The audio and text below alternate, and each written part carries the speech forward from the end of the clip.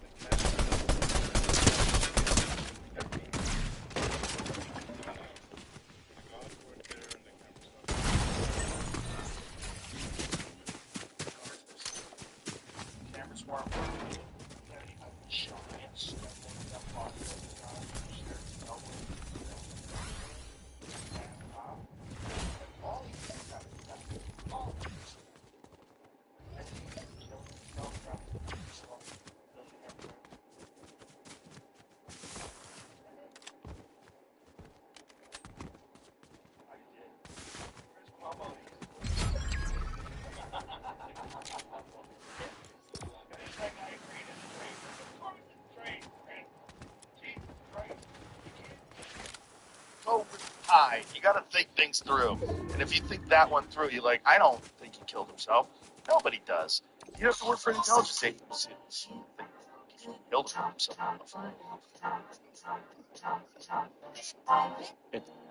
It does seem unlikely. It seems highly unlikely. highly unlikely. All roads point to murder. Yes. Point to they had to get rid of him because he knew too much. Whatever the fuck he was doing. Yeah. Whatever kind of an asset he was. Whatever thing he was up to. Was apparently very effective. Yeah. And a lot of people are compromised.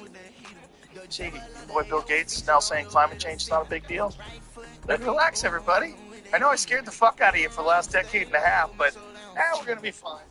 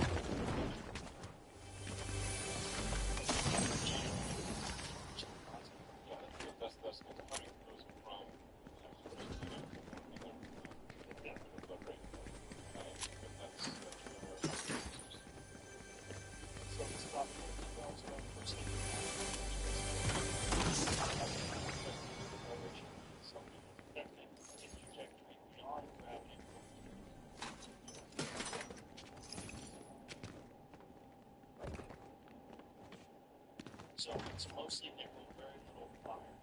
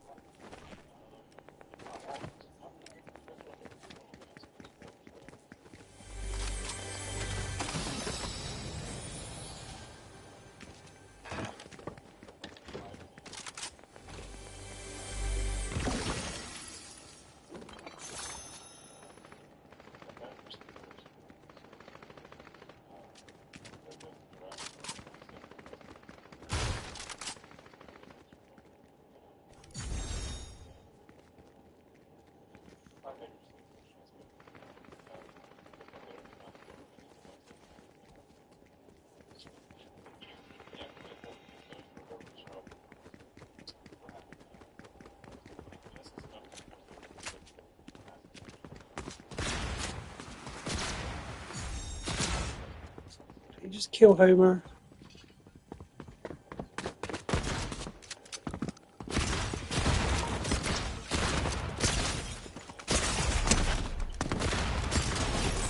Right.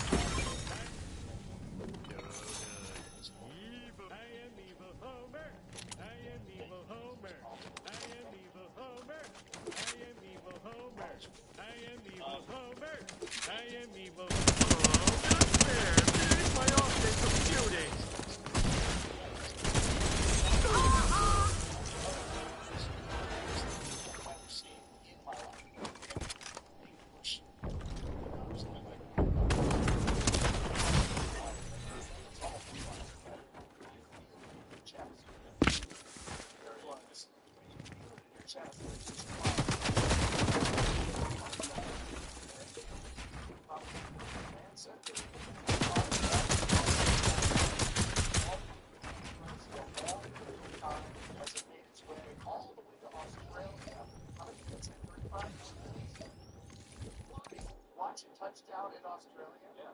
Fucking crazy. It was amazing. Yeah. Absolutely amazing.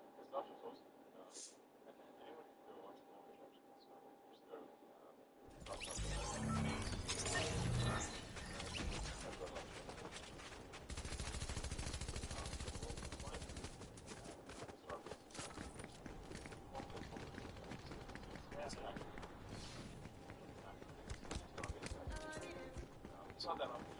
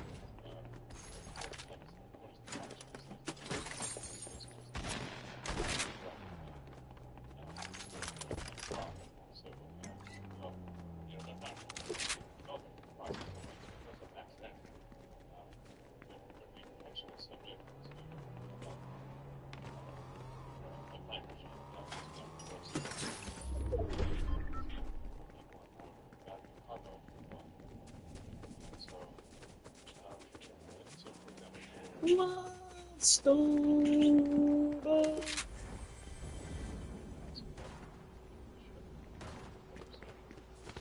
This is a very good place to live.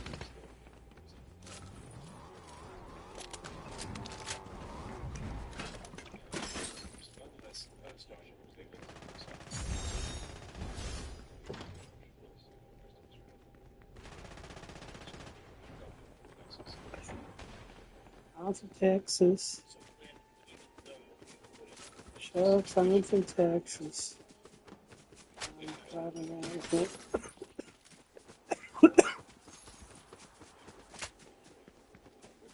I'm from Texas. I'm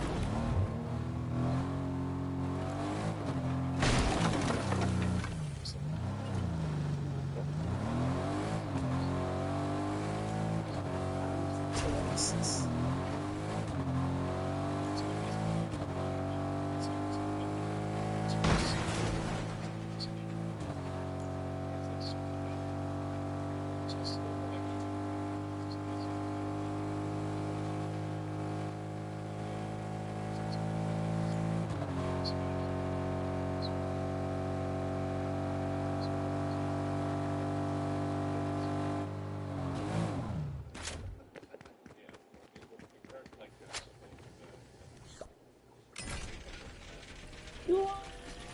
Storm.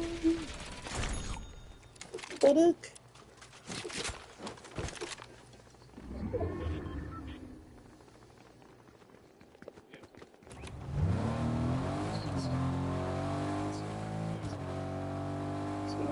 Storm. What difference does it make?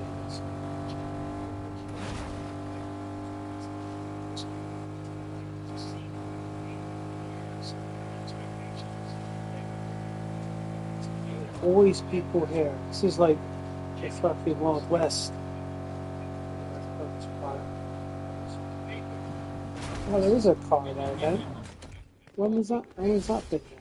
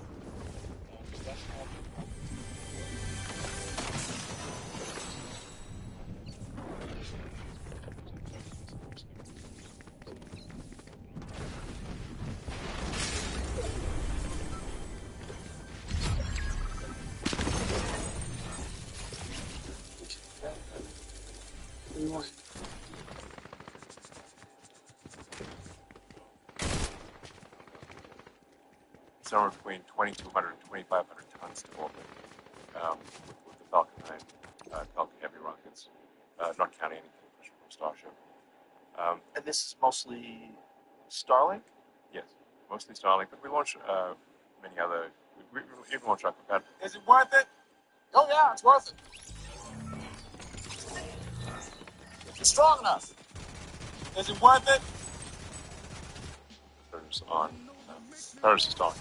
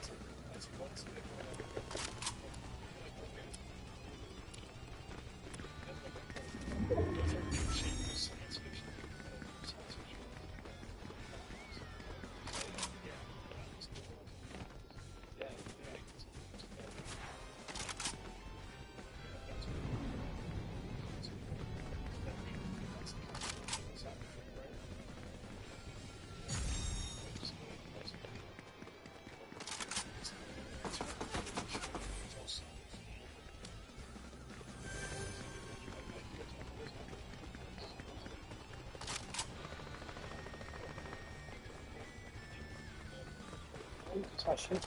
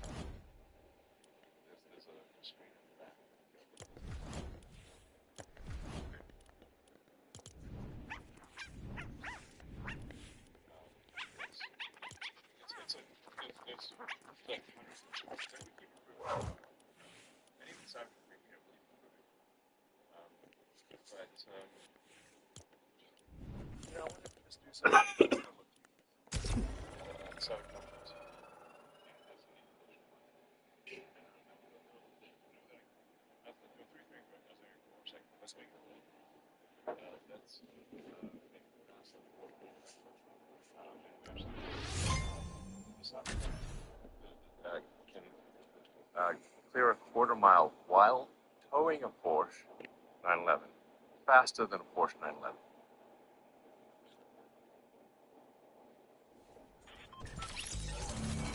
It can out-tow an F-350 diesel. Yeah. What is the tow limitations? I mean, we could tow like a 747 in that. So the Cybertruck is an insane, like, it is alien technology. Okay. Because it shouldn't be possible to be that big and that fast. That doesn't. It's like an elephant that runs. It's like a cheetah. Yeah, because it's 0 to 60 in less than 2 seconds. Yeah. Yeah. And it's enormous.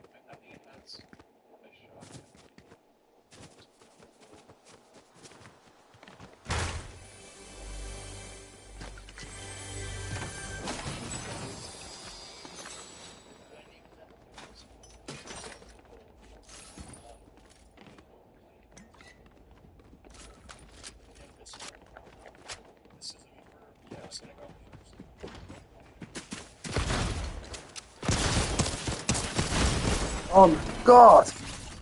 Killed by Flanders.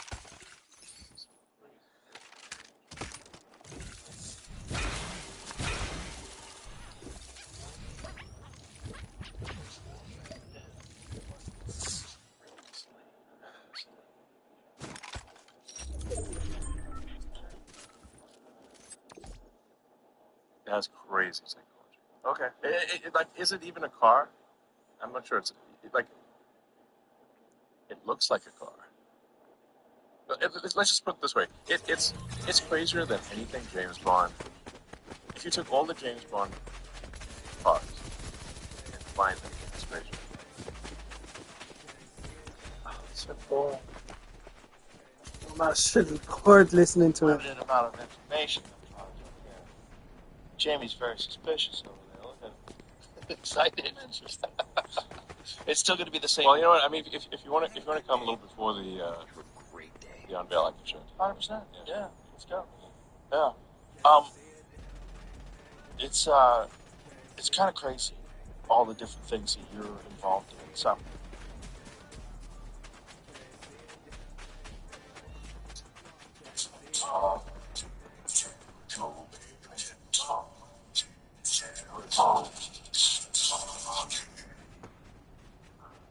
Talk is me.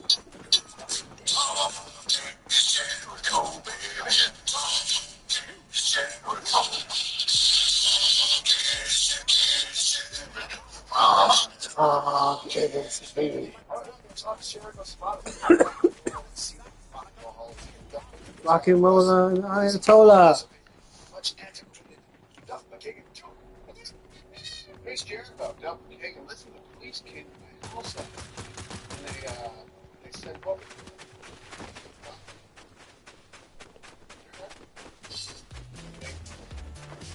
so that is good.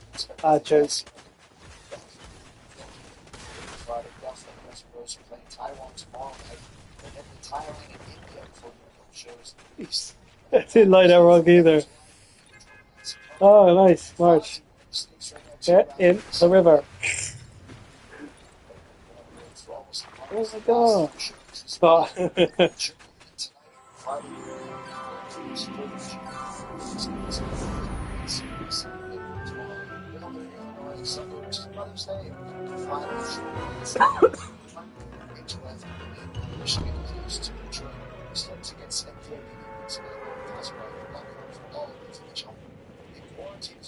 For a few shows, schedule as well. The May 30th in Webster, Wisconsin. Webster. Russia Fest, Youth Fest, July 5th at Fairborn, Ohio at Community Park. July 5th in Lakewood, Ohio at the Mercury Music Lounge. Get your tickets in the USA1 All right, today in the show I got director Eli Craig, his new horror movie, Clown in the Cornfield, in theaters today. He's telling us the whole involved. Took it to the big screen. He's got stories about Tony and Winnipeg. Go Jets! Canadian cast. How was I not in this movie? I don't know. How he created the blood cannons and chainsaw chaos for some of these kill scenes. Jackson Cabin was the EVD trilogy inspired some of the films. Let's talk about horror comedy like I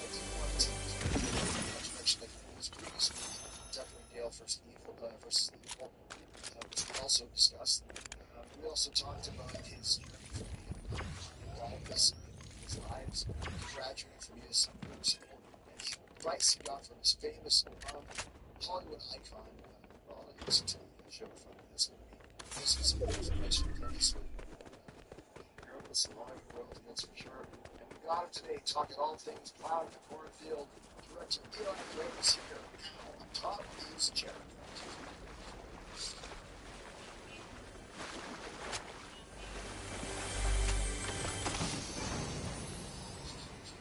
All right, so let's talk about these cloud in the cornfield. It's about ready to the end of the season. The shirt, the merch is in. Eli Graves here to discuss this new magnum opus. How does it feel to have such a buzz about your new film? You know, I'm still trying to grasp it. I mean, you've probably been here before where there's a part of me that still goes, like, is this real? I don't know, man. Is everybody really hearing about this the way it seems like they are? If they are, that's awesome. Right. I've learned by being in business for 15 years that just when it looks like everything's going your way, you just get punched right in the face. So I'm kind of ready for whatever, but I'm really psyched how people are responding to the film. Because when you go to the screenings, we got to open at South by Southwest, and we played in New Orleans. Like, we just had the best venues ever for the premieres. It's just brought the house down. It's been so much fun. Why do you think there is such a buzz about it? Before South by Southwest is starting to get this new clown corn. Well, I think that's it, man. Clown in the Corn, I think, is the first part of it. You're like, what? I gotta see that. It is a title that grabbed me right off the bat. I was like, okay, I have to get into this and see how to make this movie in my style.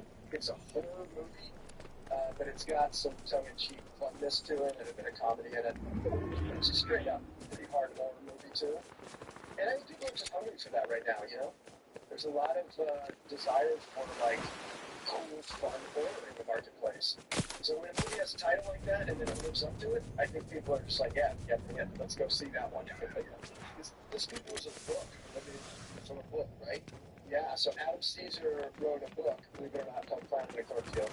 And you'd think that, like, you couldn't write 300 pages about this, right? Right. But he crafted something that is really quite special. He has these very fleshed out characters and great themes in the story, and it all just comes together. The movie comes together. Sometimes there's like, movie with this title, and you think it's just gonna be silly, and it's not really gonna make sense, right? Adam was able to construct this thing that, like, you kind of can't believe when it ends up going, and it all makes sense. And it feels like something that's just gonna happen today. Straight up, you're like, oh, that could totally happen. So, it's fun to obviously think about, wow, there's so many kind of old clowns going, of course, people terrifying with art. Yeah, so that kind of worry you a bit. Like, this weird as usual, there's so much zombie stuff. Yeah, Zombie Land, you know what zombie I'm talking about. Yeah, there was Walking Dead, there was Zombie Land, there was Dawn of the Dead, there was that one. You think that having another clown movie might be a little bit too much for horror fans. I think it's only when you're just a part of the zeitgeist and you're not necessarily ahead of it, but you're right in it. Yeah, because I was doing this, I talked myself this in 2020. So I knew of the Terrifier movies, and I knew of Art, but I didn't know of Art as like a blockbuster sensation. I thought he was, if you told me, I think this is true for 99.9% of the public, if you told me that was going to make over $100 million theatrical release, Terrifier 3, I'd be like, no. So, yeah, it was really funny. Like, we were hoping, you're making an independent film. You have high hopes for it, and we were hoping we'd release this in October, like during Halloween of last year. Terrifier played at TIFF, and we were marketing our film to the guys who bought it at TIFF. And so, like, it would have been really funny if we did open it on Halloween. It would have been like, it's flannel, like the Meteor movies all came out at the same time. That's right, man. Anything like that. So I would have been more freaked out. I would definitely be freaked out making it right now. If I was going into production and Terrifier 3 had just come out, I'd be like, oh no, we're trying to ride on his coattails. I'm always trying to do something unique and different. But the long and short of it is, it's a totally different story, and it's a totally different clown. The really only similarity to that is like that. It's not focused on just gold, like there's more to gold. It's really not. It's the air it's not it's made it strong, and there are scenes, things that you know, like the fact that it's not just one clown. Oh, there's multiple plans. Yeah. I thought that was amazing. When that scene comes, when this gang of murderous clowns comes charging out of the field, I thought, okay, there's the twist that takes this to a different place. Yeah. But the thing is to say that the shot. And I was watching people like very happy. This is cool. Soundtrack, song, and just this high quality Japanese film. It's well, I've been to the week right now, so I know how to do this stuff now.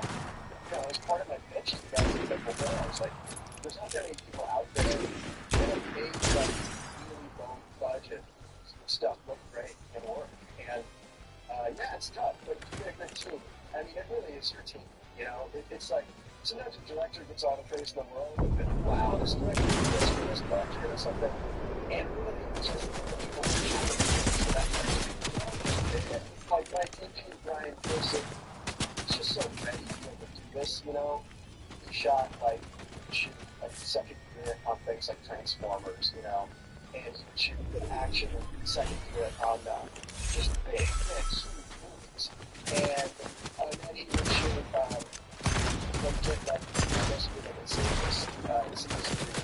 and so yeah, it's so cool. We were able to talk about it, and it's just about everything we're doing safe. And Wow. yeah, you don't get so many days as a big studio film, but what you get is like a lot of freedom to make the film you want to make. And I kind of trade that off almost with pleasure, because you're playing with your, basically you're out there with camera, talented people, just running around getting to making film. And so I love it. How many days? We got 27 days. Wow. Yeah, it's not bad. It's not bad. So it's not like, you know, we didn't do, this is not Blair Witch Project here. It's a decent budget, but it's an indie film. And that's the big one. More people being terrified and dark much. You have a director who knows and understands how to utilize someone's budget in the best possible way with the best possible team. It's amazing what you can come up with. Yeah, and sometimes like those limitations help to make a better film. Right, like if you get to the spoiler section, I'll give you a little bit of but yeah, sometimes there's like those boundaries. You kind of focus on the story. Makes sense. Yeah, like I'm forced to make decisions. Like I don't get my car chase here. What can I do instead of a car chase that's a little lower? Oh, gotcha. Yeah, yeah. I think the goal is don't choices. So it's brand deals on the situation for what it was. And of course, budget wise, you can't do that. So we bring it right into it. We pull it forward. But like you said, it just makes it more well-done picture. Yeah. And then for me, I'm like, you know, we're getting that explosion. Like, we need that hope floating. But I'll trade off this other thing. This episode is brought to you by Battlefield 6, the ultimate all-out warfare experience. Rip through the skies and aerial dogfights. Acknowledge your surroundings for a strategic advantage and harness complete control over every action and movement with the newest anti-combat system. Or fly furiously as a player. Ability and talent that fuel a single-player campaign where you defend the world on the edge of collapse. Battlefield 6 is the ultimate all-out warfare experience. Available on PlayStation 5, Xbox Series X and S, and PC. Are you Canadian? I am Canadian. My wife is. I married a Canadian, so I'm okay. Two nationalities now, but I'm so even Canadians have a hard time calling you Canadian. So they're like, you're American. You're from California. You're not Canadian. The reason why I asked is because I was kind of looking at the cast. This is like a man. I should have been in this movie. So I'm looking at the cast, seeing all the people out of Canadians, and I found out that you filmed it in my hometown of Winnipeg, Manitoba. Oh, no way, that's your hometown. That's where I'm from. That's incredible. So you know how it goes. Like, I lived in Vancouver now. Okay, I lived there with my family for 8 years. I became Canadian in May before we shot this. Like, I finally got my, citizenship. Canadian passport's cool. Okay, that's cool. I could go James Bond on the world next. I just became a Canadian citizen in May. And then it felt like you have to make it's very strange. You kind of have to make this oath to like the king. In this case, it was after Queen Elizabeth, and I'd go for making an oath Queen Elizabeth, like, I'm not sure about King Charles yet. So you have to kind of like vow to protect him or something at all costs. I don't know. I have no response. Really? It's very old. It's very old school. But you do that, and then I became a Canadian citizen. I like this is like my tribute to the new place I live. I'm gonna hire an all Canadian cast, and we'll just shoot it up in Winnipeg. And that can help us save some money too, because when you hire locals, you save some money. Sure. And I'm looking at people that are just so ready to, like, for instance, Katie Douglas, Carson McCormick, we're just so, like, ready to be leads in a film. So I didn't feel like there's any quality compromise at all. And I love people who have chance, you know? Like, they're so ready, they're doing the work, they're, like, just primed for it, and then you give them the opportunity, and you get to be there to watch them, like, have a breakout moment. Why would you think that why not like Calgary or whatever? Because I know Alberta has a lot of subsidies. Is Manitoba starting to get more into that as well? Yeah, Manitoba has the most subsidies. I shot Tucker and Dale in Calgary. I was kind of pushing for it because I know some people out there, and I was actually pushing for Vancouver because I live there. But it turns out, first of all, Manitoba has just awesome cornfields.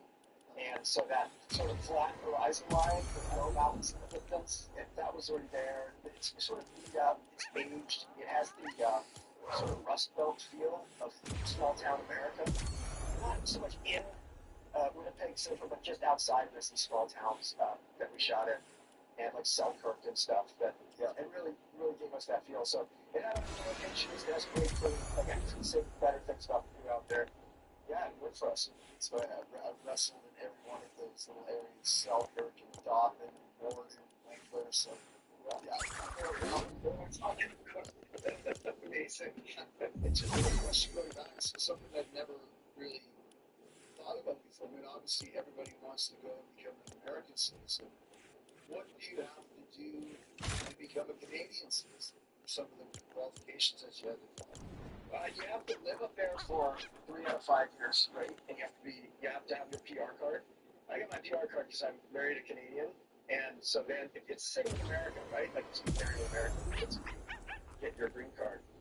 But it's funny because we got married up in Squamish, the small town outside of Vancouver, where all our family lives. Just a beautiful spot in the world. Like there's no like glaciers flowing into waterfalls, like in the background. Everybody who came up from LA was, dude, this is the most beautiful place. And it was so cheap because nobody was getting married in the spots at the time. So, right. Anyway, we got married up there, and I just fell in love with the place. And I love the mountains, and I love skiing and mountain biking, climbing. So I kept going up there for summers with my wife and kids, and then we'd spend the winters up there skiing. And finally, I was like, why don't we just move here? And we go down to LA and just like this family. And it's a great choice. The schools are saying, sure, it's a channel place.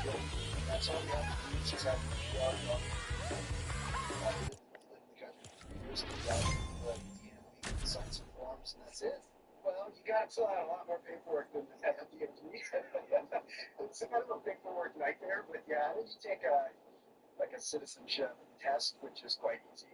But it's interesting, you know, Canada asks them to, like, part of your duty is to volunteer for, like, services. And you have to kind of make an oath that you're going to be out there helping the community.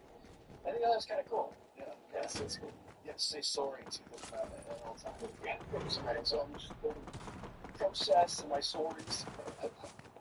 All right, so this is spoiler alert section. About the section of Tommy John. Delve into a bit more about So if you haven't seen it yet, go watch it and come back. If you have seen it, you'll love this section. So, It's planned out of the recording for the there's an accident happened. That's just one time. Shipping tips. Oh, it's just what I was expecting. yeah, It's like kind of tips. 100%. When I first was reading it, it was all the film going through the beats part, and it felt very much like Green, like who's going to be killing. Yeah. And I was trying to figure it out. I was like, maybe this dude. And that first read is so important as a director, right? Because you're like, the first read is when all those questions come up in your mind. And then when all of a sudden, a clown killer like gets shot. And I'm like, where early in this movie? So this is over, and then when it goes to unmask the clown, and all these other clowns step out of the corn with all the various killing devices. I just wanted to shoot that scene so bad. Yeah, and then it's a unique scenario, so spoiler. But it's a unique scenario because, like, usually the slasher is like attacking him, and he never gets killed himself, or he like disappears at the end. But in this case, it's a balance, and the kills. Hey, there's a lot of these killers that die too, and see, there's a lot of winning that happens, and not just people dying on the good side. A lot of victims are dying too. Some it's said it's very much just a standard slasher, and so it's much better. Yeah, same as this. Yeah, I really enjoyed the fact, like you said, that there was a big, especially with the father who's the time it's ignorance of the murderous clown, it's forcing resurgence, and then he fights back, and you mentioned it was very easy to find played stick style or there's a fun side to it. Yes, thank you. I did not